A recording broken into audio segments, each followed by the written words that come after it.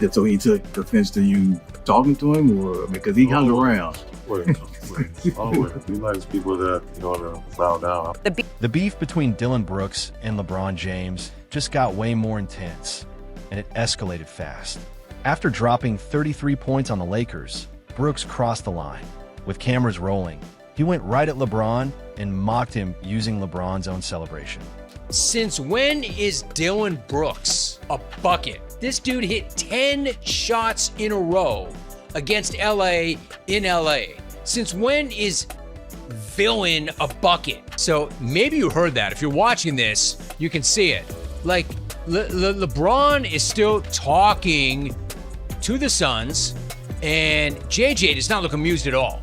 He's shaking his head. He's trying to get LeBron's attention. Like, LeBron. You can hear him.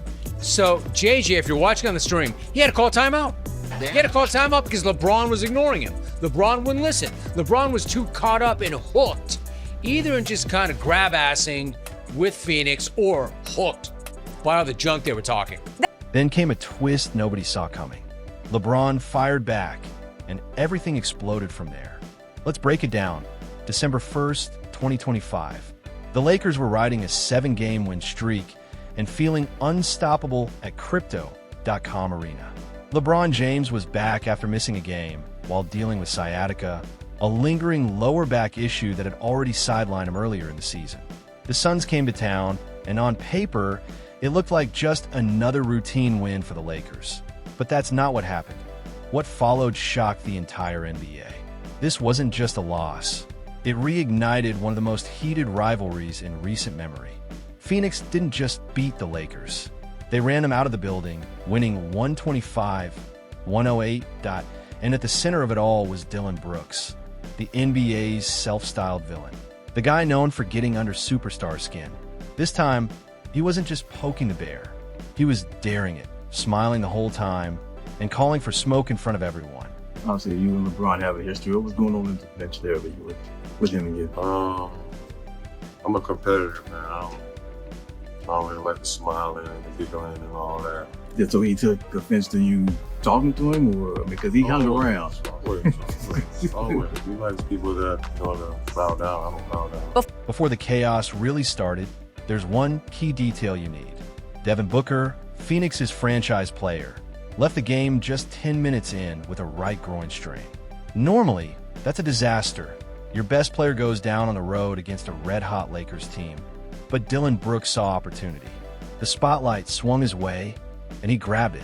He wanted everyone to remember exactly who he is and what he brings to the floor. He attacked, talked, defended, and fed off the noise. The turning point came in the second quarter around the 6:15 mark. LeBron tried what should have been a simple entry pass to Luka Doncic on the wing, a routine play you see all the time. Instead, that possession lit the fuse. The crowd felt it instantly. Players reacted. The energy in the arena shifted. With Brooks locked in as LeBron's primary defender, the play never had a chance. He read the pass perfectly, jumped the lane, and picked it off clean. Then came the moment that broke the internet. Brooks took off on the fast break at full speed. Austin Reeves chased from behind, but had no shot. Brooks rose up and threw down a vicious two-handed dunk that rattled the rim and shook the building.crypto.com arena, already heated because of their playoff history with him, erupted in boos, gasps, and stunned silence all at once. And then things went completely sideways. As Brooks hit the floor, he locked eyes with LeBron jogging back on defense and decided to take it even further. And trust me, this part mattered. So what were you thinking? Sure, he's old. You know what I mean? I was waiting for that. I was expecting him to do that game 4, game 5. He's not at the same level as he was when he was on Cleveland, when he won championships, Miami. I wish I got to see that. You know what I mean? Would have been a harder task. I got him today. I got him talking to me. So we'll see in game 3 if he keeps talking, and I'm all there for it. Brooks broke out an exaggerated version of LeBron's own celebration. The shoulder shrug LeBron usually saves for big moments, clutch shots, and tough and one finishes. Brooks rolled both shoulders, puffed out his chest, added a quick flex, and sold it with so much flair it felt like a highlight audition. Suddenly, everyone was asking the same thing. Since when did Dillon Brooks turn into a walking bucket? the Suns bench went crazy. Jordan Goodwin jumped out of his seat, yelling and waving towels. Even Devin Booker, clearly limited but fired up, stood and soaked in the moment like it was playoff basketball. This wasn't just trolling. It was a direct callback to their 2023 playoff battles. A calculated mental shot aimed straight at LeBron's untouchable image. And Brooks wasn't done. .by halftime, Phoenix closed on a brutal 19-4 run to take a commanding 66-52 lead. Brooks already had 23 points in the first half, shooting an insane 11-4-16. LeBron, meanwhile, had just 4 points at the break.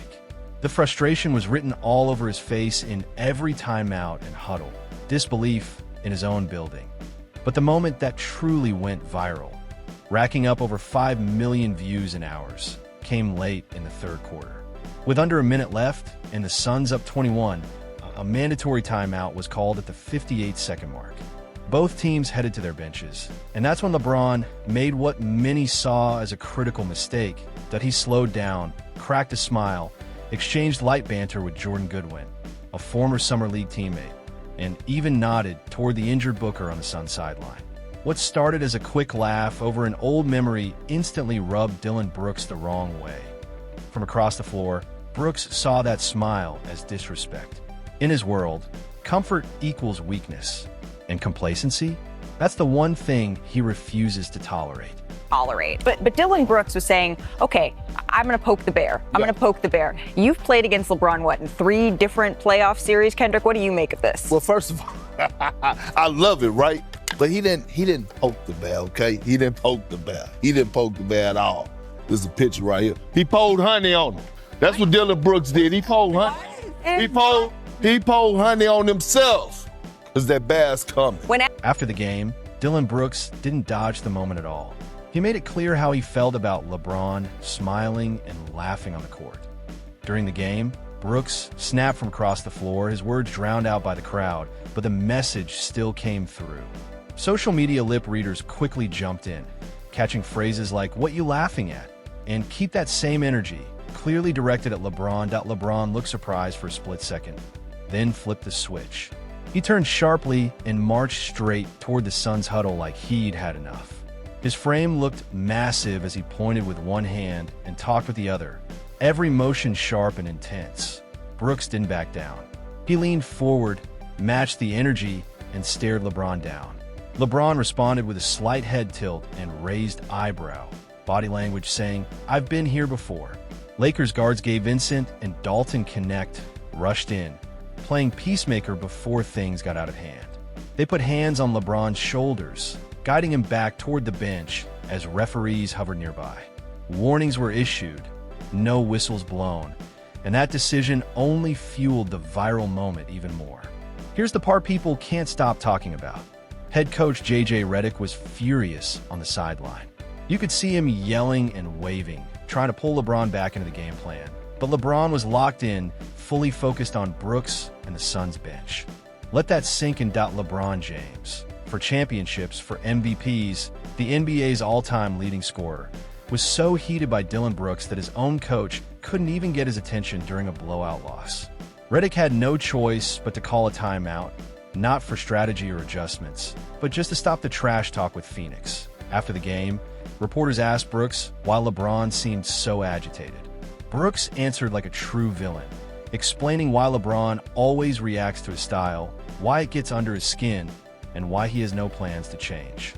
And LeBron James, he did not look like himself, which for me is the first time I've ever seen him like that. So it was a nice gesture for JJ to continue to keep him in there, and he definitely was hunting for it, and he was not coming out till he got it.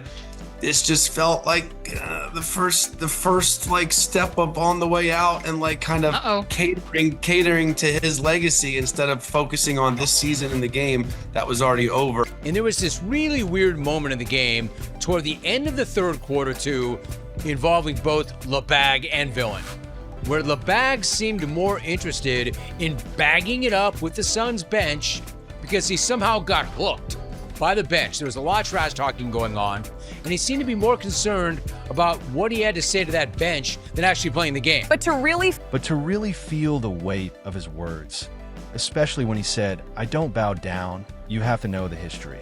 This didn't start on December 1st, 2025. The tension runs deep, and it's gotten nastier every time they've crossed paths. T.O. understand this moment. You have to rewind.